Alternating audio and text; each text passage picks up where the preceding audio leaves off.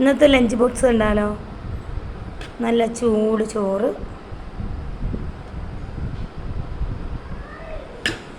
നല്ല ചൂട് ചോറ്,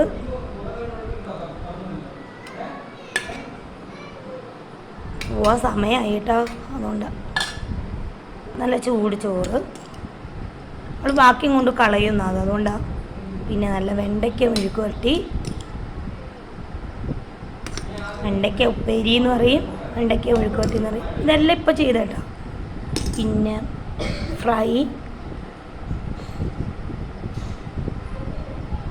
2 കഷ്ണം ഫ്രൈ വെച്ച്, പിന്നെ വെള്ളച്ചമ്മന്തി എന്ന് വെച്ചാൽ കാന്താരിയും ഉള്ളിയും പുളിയും ഉപ്പും എല്ലാം കൂടെ വെച്ച്, ഇഞ്ചിയൊക്കെ വെച്ച് നല്ല വെള്ളച്ചമ്മന്തി. അപ്പം ഇത്രയൊക്കെ ഉള്ളൂ ഇന്നത്തെ ലഞ്ച് ബോക്സ്.